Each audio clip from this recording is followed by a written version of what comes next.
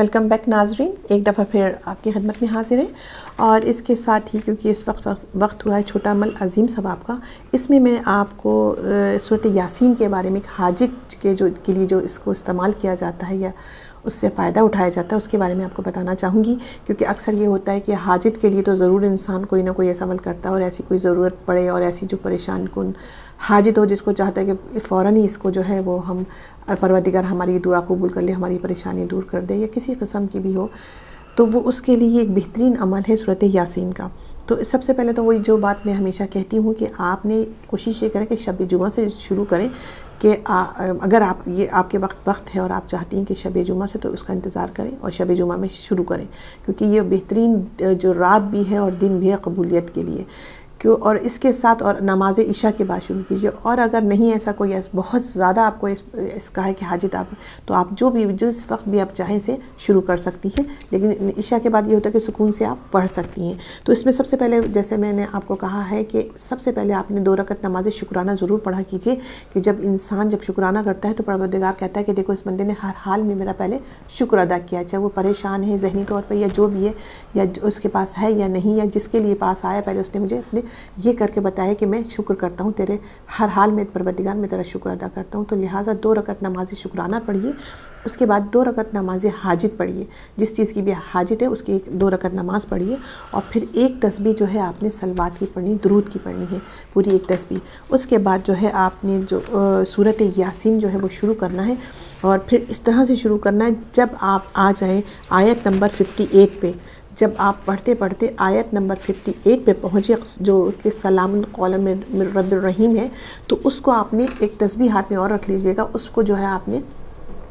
500 مرتبہ 500 ٹائمز جو ہے نا وہ آپ نے پڑھنا ہے۔ اس آیت نمبر 58 کو جو ہے وہ 500 مرتبہ پڑھنا ہے، شروع سے جب آپ شروع کریں گی اور جب اس آیت پہ پہنچیں گی تو اسے 500 مرتبہ جو آپ نے پڑھنا ہے۔ جب یہ 500 ٹائمز آپ پڑھ لیں تو پھر سے آگے شروع کر دیجیے گا یاسین کو، اور پھر آخر تک اس کو ختم کر دیجیے گا، اور اس طرح جب یہ ختم ہو جائے تو اس کے بعد پھر آپ نے ایک تسبیح درود کی پڑھنی ہے۔ درود کی تسبیح پڑھنے کے بعد پھر آپ کا جو ہے جیسے کہ کہتے ہیں کہ دعا کا جو انداز ہوتا ہے جو رب کو ہمارے پسند ہے، بہت گڑ گڑا کے رو کے اور پروردگار کو محمد و آل محمد کا واسطہ دے کے اپنی حاجت کو جو ہے وہ پروردگار سے مانگی، تو یقیناً وہ آپ کی جو حاجت ہے وہ روا ہوگی اور آپ کی مشکل جو ہے وہ آسان ہو جائے گی۔ اور اس کے ساتھ ہی یاسین کا ایک اور دوسرا جو عمل ہے اس طرح سے ہے کہ آپ جو ہے وہ سورۃ یاسین، یہ تو سارا آپ نے پہلے کرنا ہی ہے جو کہ میں نے آپ کو بتایا ہے کہ شکرانہ اور حاجت ہے اور پھر درود ہے، یہ تو آپ نے اسی طرح کرنا ہے۔ اور اس کے بعد آپ نے جو ہے یاسین کو جو شروع کر دینا ہے پڑھنے کے لیے، اور جب آپ مبین پہ پہنچے، پہلے مبین پہ پہنچے تو اسے واپس شروع سے شروع کر دیجئے۔ جب آپ پہلے مبین پہ پہنچے تو واپس اس کو شروع سے اسٹارٹ کر دیجئے۔ اسی طرح سے جب آپ یہ پڑھتے پڑھتے دوسرے مبین پہ پہنچے تو پھر آپ شروع سے شروع کر دیجئے۔ اسی طرح سے جب آپ تیسرے مبین پہ پہنچے تو پھر شروع سے شروع کر دیجئے، اور جتنی بھی مبین اس میں ہے تو اس کو جو ہے آپ نے اسی طرح سے پڑھنا ہے کہ جب پہلے پہ پہنچے تو واپس شروع سے اسٹارٹ کر دیجئے یاسین کو، اور اسی طرح جب دوسرے پہ پہنچے تو پھر دوبارہ سے یاسین کو دوبارہ سے اسٹارٹ کر دیجئے، اور جتنی مبین ہے اس طرح واپس شروع سے جائیے اور اس کو پڑھنا شروع کر دیجئے۔ اور جب پوری مبین آپ کی کمپلیٹ ہو جائے تو پورا جب یہ پوری ہو جائے تو وہ یقیناً جو ہے وہ پوری ختم ہو جائے گی، اور سورۃ یاسین جو جب ختم ہو جائے تو آپ نے وہی درود کی ایک تسبیح پڑھنی ہے، اور اس کے بعد اپنے جو ہے پروردگار عالم سے جو ہے اپنی دعا مانگنی ہے۔ اور یہ ایک بہترین عمل ہے حاجت کے لیے، اور بہت مجرب ہے، اور یہ بہت فائدہ ہے، بہت سے لوگوں نے اس سے فائدہ اٹھایا ہے۔ تو لہٰذا کیونکہ ایک حاجت کا ایک بہت زیادہ کہتے بھی ہیں کہ ہمیں یہ بتا دیا کرے کہ حاجت کے لیے جو ہوتا ہے اس کے لیے ہمیں خاص طور پہ بتایا کیجیے، تو یہ ایک بہترین یاسین کا عمل ہے جو آپ اگر ابھی کسی بھی اپنی حاجت کے لیے جو ہے وہ اس کو جب آپ پڑھیں گے یا اس عمل کریں گی، اور یہ صرف یہ نہیں کہ آپ نے ایک دن کر کے حاجت کی، یہ تو پروردگار کی مرضی کہ وہ آپ کی حاجت اسی دن ہو، دوسرے دن ہو، تیسرے دن ہو، لیکن اسے آپ نے ہر روز شب میں نماز عشاء کے بعد جو ہے آپ نے پڑھنا ہے سکون سے، اور پھر وہ جو ہے یہ اس کو کنٹینیو کرتے رہنا ہے۔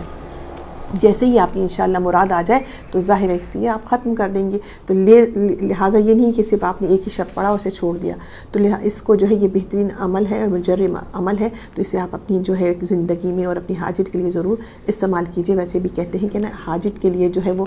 ہمیں زبان تو پروردگار زبان سے تو ہم ویسے بھی ہمارا رب مہربان ہے، کریم ہے، کہ سن لیتا ہے، لیکن جب ہم قرآن مجید کا سہارا لیتے ہیں، اور یہ سورۃ یاسین تو کہتے ہیں کہ قرآن مجید کا دل ہے، تو جب سہارا لیتے ہیں تو یقیناً اس میں جو وہ ایک کہتے ہیں نا کہ ایک جو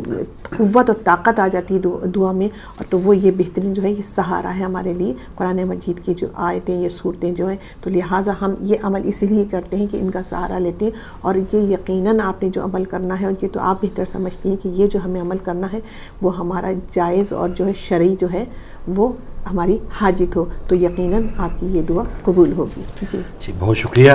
جی ناظرین، آج کی تازہ ترین خبروں میں جو آج کا اخبار ہے وہ بھی ہمارے پاس ہے، اور نواز شریف صاحب کا ایک بیان آپ کے ساتھ شیئر کرتا ہوں. ان کا کہنا ہے کہ سازشیں کرنے والوں کو ناکامی کے سوا کچھ نہیں ملے گا، اور کچھ لوگوں کو ملک کی ترقی ہضم نہیں ہو رہی. تو یہ نواز شریف صاحب کا کہنا ہے. ان کے خلاف سازشیں ہوتی رہی ہیں، اور اب بھی وہ کہہ رہے ہیں کہ ہماری حکومت کو چلنے نہیں دیا جا رہا، اور جو ملک کی ترقی ہے وہ کچھ لوگوں کو اچھی نہیں لگ رہی. تو اگر تو عوام یہ سمجھتے کہ واقعی ملک میں 15-16 مہینوں سے بہت زیادہ ترقی ہو رہی ہے، تو شاید ہی کوئی ایسے دھرنے میں جو لوگ بلا رہے ہیں ان کے کہے میں آتے، یا گو نواز گو کی جو صدائیں پاکستان میں بلند ہو رہی، بلکہ پاکستان سے باہر جو آوازیں آ رہی ہیں، تو شاید ہی اس قسم کے کوئی نعرے نواز شریف صاحب، ان کی فیملی، ان کی کابینہ کو سننے میں ملتے. تو ترقی اگر ہوتی تو پاکستانی اس وقت جو ہے وہ نئے الیکشنز کا یا اپنا جو ایک سلسلہ ہے اس حکومت سے جان چھڑوانے کا، اس کا آغاز نہ کرتے. تو نواز شریف صاحب کو یا تو اپنی ترقی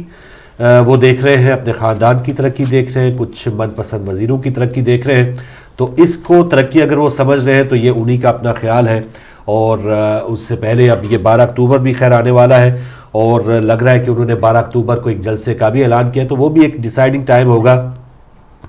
کہ عوام کتنی ابھی بھی ان کی پذیرائی کر رہی ہے اور اس حکومت سے کتنی خوش ہے. تو یہ جو جلسے جلوس جو ہیں وہ ضرور میٹر کرتے ہیں کہ کس انداز سے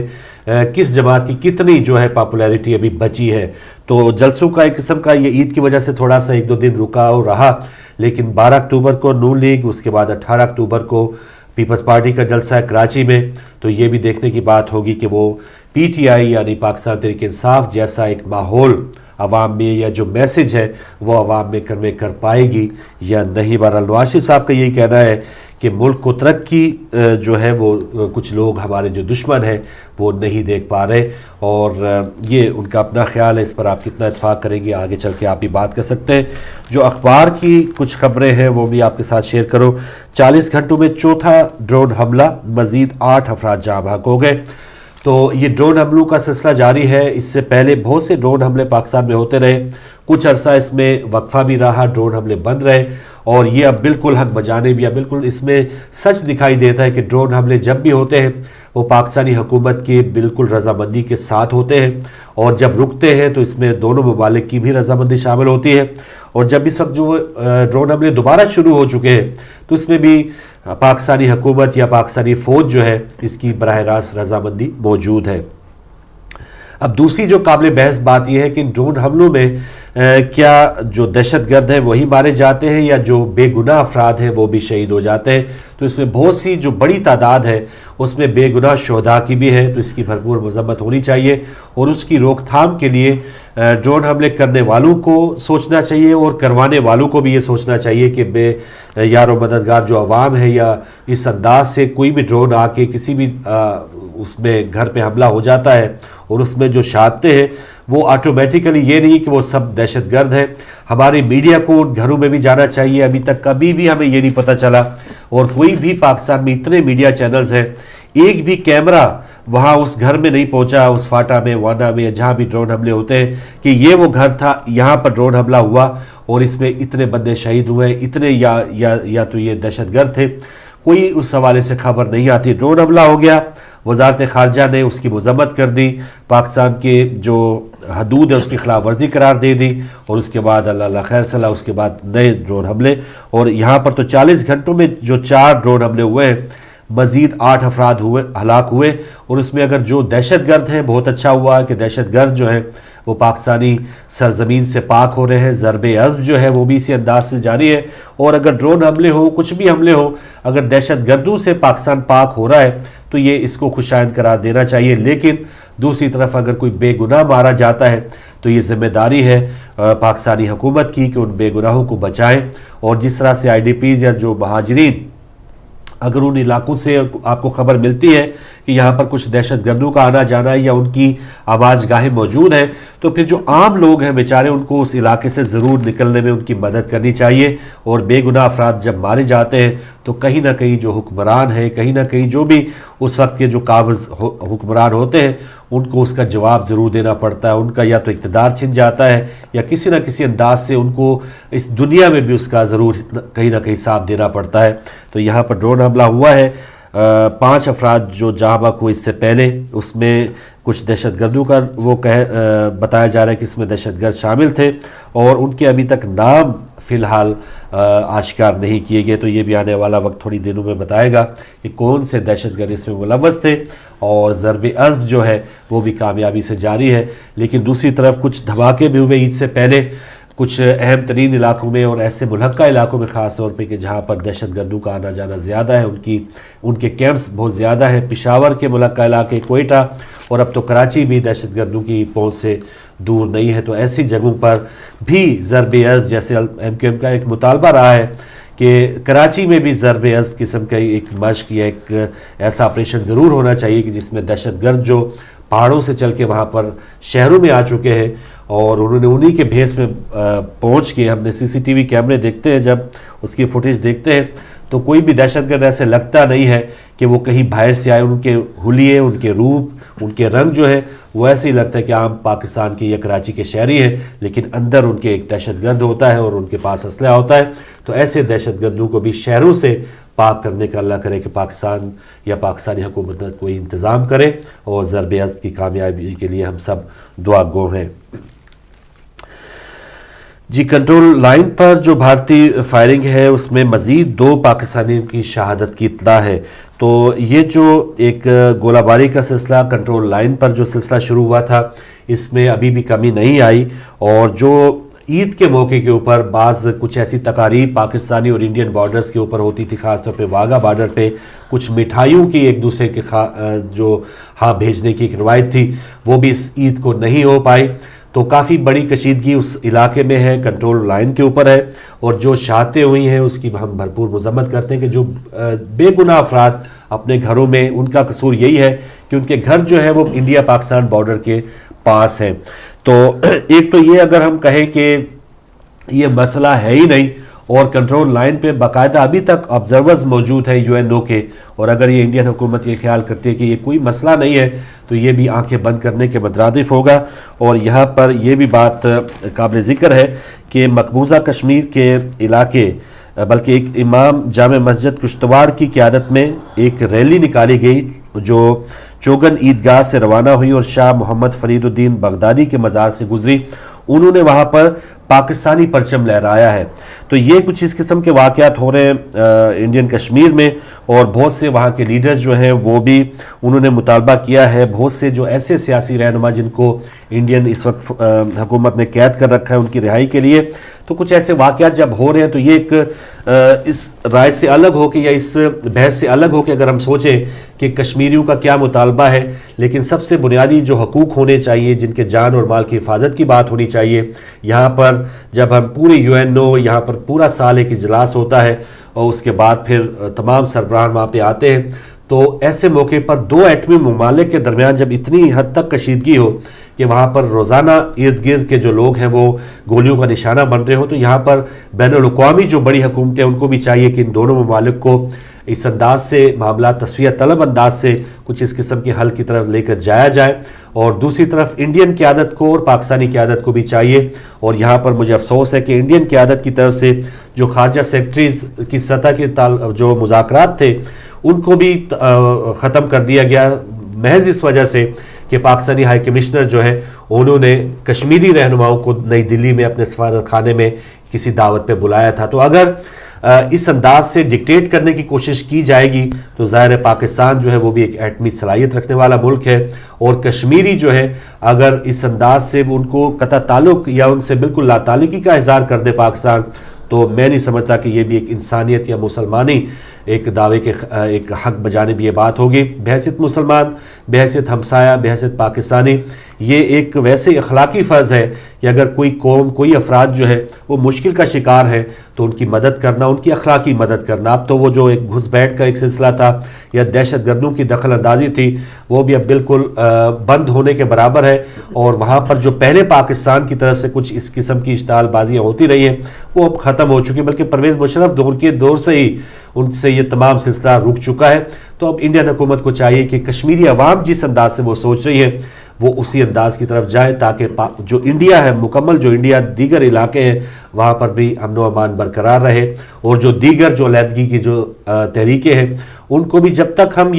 ان کو انصاف نہیں دیں گے، ان کو ان کے حقوق نہیں دیں گے، ان کی بات نہیں سنیں گے تو یہ معاملہ جو کا تو رہے گا. گولی کے ساتھ اگر یہ معاملہ حل ہونا ہوتا تو 60-70 سالوں سے یہ حل ہو چکا ہوتا، اور اگر فوج کی ایک پوری یلغار کے ساتھ یہ معاملہ حل ہونا ہوتا تو کشمیر کا معاملہ کب کا حل ہو چکا ہوتا. اس کا مطلب ہے کہ یہ جو نسل در نسل یہ سلسلہ چل رہا ہے، کشمیریوں کی کوئی نہ کوئی سے یا کوئی نہ کوئی ان کی آواز ضرور ہے، وہ کچھ نہ کچھ مطالبہ ضرور کر رہے ہیں، چاہے پاکستان سے کریں یا چاہے انڈیا سے کریں. ان کی بات سننا ان دونوں ممالک کا بھی فرض ہے، اور دیگر جو اقوام ہیں جن کا کام ہے کہیں نہ کہیں فیصلے کرنا، کہیں نہ کہیں انصاف دلانا، اگر وہ واقعی انصاف کے چیمپئن ہیں تو ان کو اس مسئلے پر بھی غور کرنا ہوگا تاکہ یہ جو بے گناہ افراد کی ہلاکتیں ہیں، شہادتیں ہیں، ان کا سلسلہ بند ہو. اور انڈیا اور پاکستان کو بھی یہ بلکہ چلے دوسرا کوئی آپ کا فریق آپ کی صلح یا آپ کا معاملہ حل نہیں کراتا وہ دور کی بات ہے، لیکن آپ خود بھی ان دونوں ممالک کے سربراہان کو بھی چاہیے. عوام چاہتے ہیں ملنا اور بیٹھنا، عوام سکون کا سانس لیتی ہے جب بھی کوئی بارڈر کے اوپر کوئی کشیدگی نہیں ہوتی،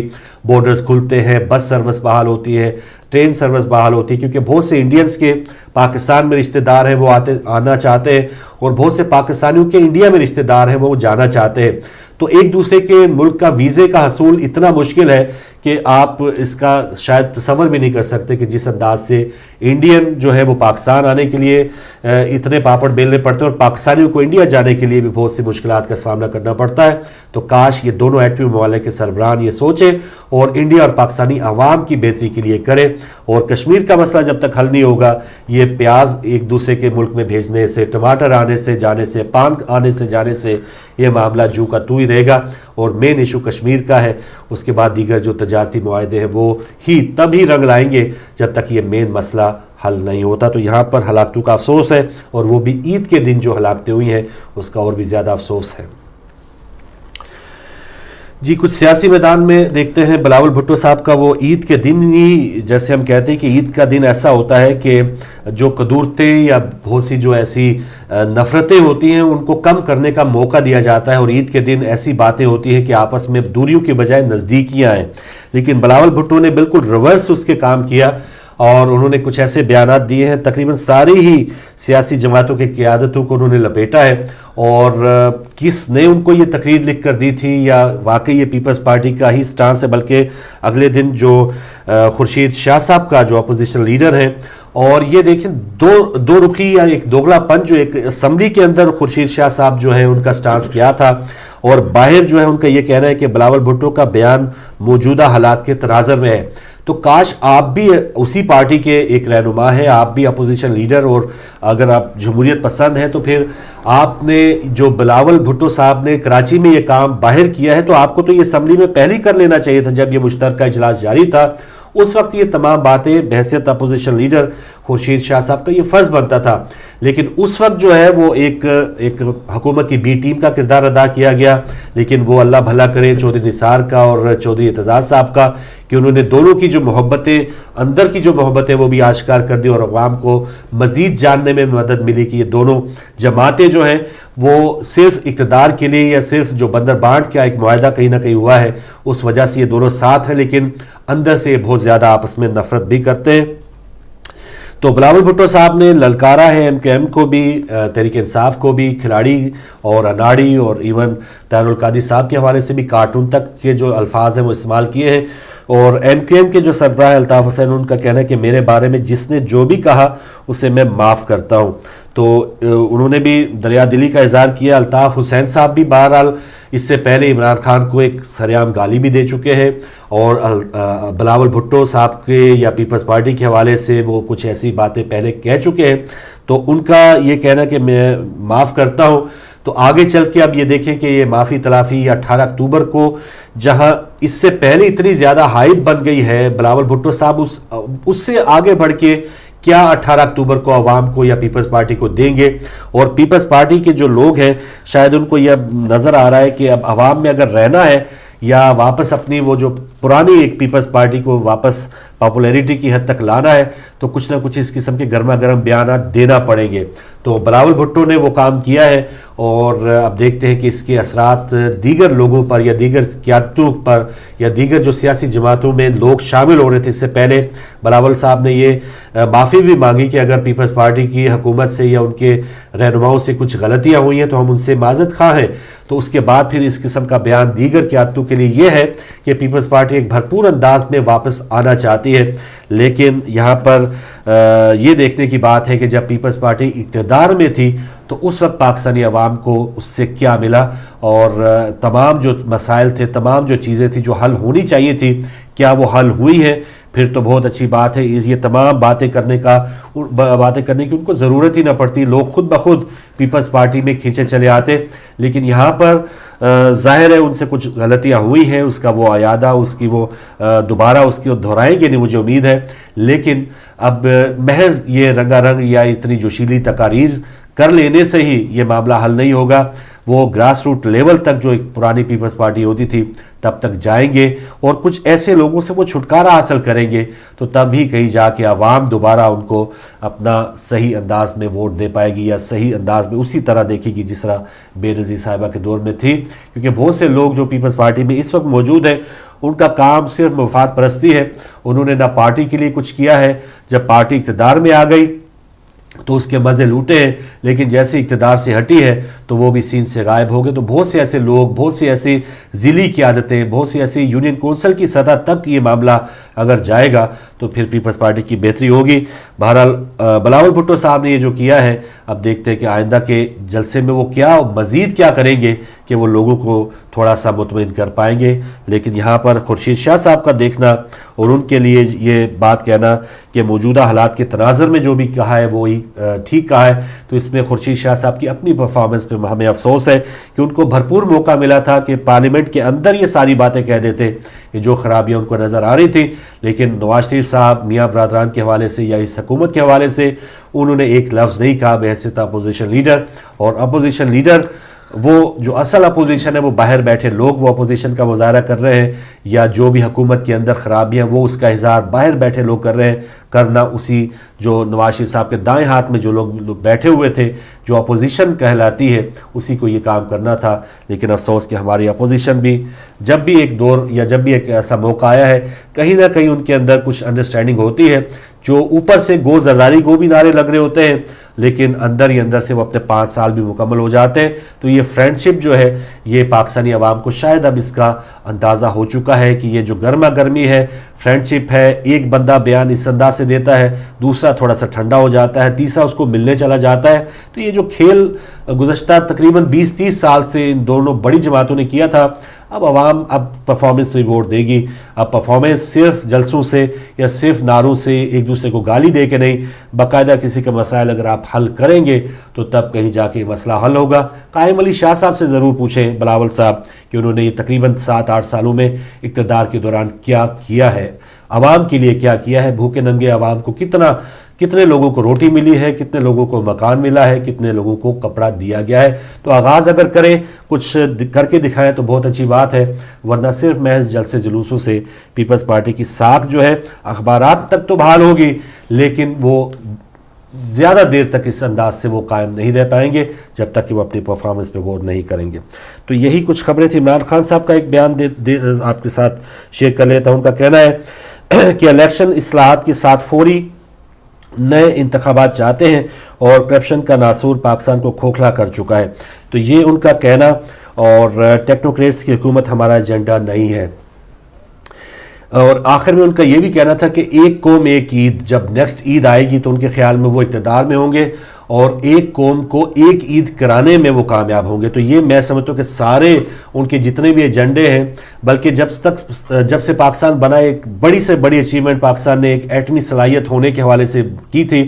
اور یہ ایک قوم ایک عید کا جو کام ہے یا جو ٹارگٹ ہے، میں وہ اس ایٹمی صلاحیت سے بھی مشکل قرار سمجھ آ رہی ہے کہ پاکستانی قوم جو ہے وہ ایک دن اکٹھے عید منا لیں گے. تو یہ ٹارگٹ جو انہوں نے اپنے لیے سیٹ کیا ہے تو بہت ہی مشکلات ہوں گی. اور پاکستان میں اس بار بھی 3 عیدیں ہوئی ہیں. ایک دن وانا میں عید ہوئی، پھر پشاور میں عید ہوئی، اور پھر بعد میں منڈے کے دن دیگر علاقوں پاکستان کے علاقوں میں عید ہوئی. تو ایک عید کرا لینا عمران خان کے لیے کتنا آسان ہوگا یہ ہم سب جانتے ہیں، کیونکہ یہ سب سے زیادہ سخت ٹارگٹ ہے. اچھا، ایک دلچسپ خبر بھی آپ کے ساتھ شیئر کروں یہاں پر، کیونکہ لکھی ہے تو آپ کے سامنے شیئر کروں گا کہ رمی کے دوران کنکر لگنے سے 12 پاکستانی عازمین حج زخمی ہوئے ہیں. تو یہ کنکر ہم نے تو سنا تھا شیطان کو پھینکے جاتے ہیں، لیکن 12 جو پاکستانی زخمی ہوئے ہیں ان کو کس نے یہ کنکر مارے تھے، کیوں مارے تھے، کس انداز سے وہ شیطان کو لگنے والے کنکر اپنے آپ پہ کھانے پہ وہ کس طرح راستے میں آ گئے. تو یہ بھی ایک دلچسپ خبر تھی جو میں نے آپ کے ساتھ شیئر کی. اور عموماً لوگوں کو شاید پتہ ہوتا ہے کہ یہ جو لوگ آگے سارا جو ایک معاملہ ہے یا ملبہ جو ہے وہ شیطان پہ ڈال رہے ہیں، تو کچھ لوگوں نے ہو سکتا ہے چھان پھٹک کر کے ان لوگوں کے پر یہ جو 12 لوگ زخمی ہوئے کنکر لگنے سے، چھان پھٹک کر کے ان کو کنکر مارے ہیں کہ وہ شیطان تو بات کی بات ہے، پہلے ان شیطان جو یہاں تک پہنچ آئے ہیں تو ان سے کچھ نپٹا جائے. تو کچھ شاید یہ بات ہوئی. ایک اور دلچسپ خبر ہے کہ ڈیرہ غازی خان کا 108 سالہ شخص دوسری شادی کا خواہش مند ہے. تو ان کا جو نام ہے حمزہ خان ہے، اور 108 سال کی ان کی عمر ہے، اور وہ اپنا جو کھیتی باڑی کا کام ہے وہ بھی کرتے ہیں. اور انہوں نے شاید یہ خواہش اس لیے کی کیونکہ عمران خان اگر 62-63 سال کی عمر کے وہ بھی شادی کا اظہار کر سکتے ہیں، خواہش کر سکتے ہیں، تو 40-50 سال ہی وہ بڑے ہیں، کوئی اتنا مسئلہ نہیں ہے. وہ فٹ بھی ہیں، کھیتی باڑی بھی کر رہے ہیں. اور وجہ وہ یہ بتا رہے ہیں کہ ان کے جو بچے ہیں یا اولاد ہے وہ اپنے اپنے کاموں میں مگن ہے، اور ان کو کوئی ایسا جیون ساتھی چاہیے. تو 108 سالہ شخص جو ہیں ڈیرہ غازی خان کے، وہ بھی شادی کے خواہش مند ہیں. تو یہ بھی ایک دلچسپ خبر تھی جو میں نے آپ کے ساتھ شیئر کی. اب دیکھتے ہیں ہمارے بھائی نے وہ ایک جو منظر ہے، وہ جو کلپ ہے 8 اکتوبر 2005 کا، وہ آپ کے لیے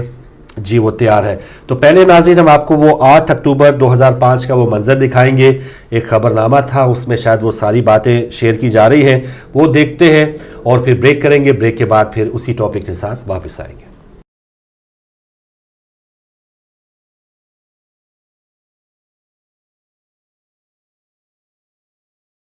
ملک کے مختلف علاقوں اور آزاد کشمیر میں شدید زلزلے سے بڑے پیمانے پر جانی اور مالی نقصان ہوا ہے.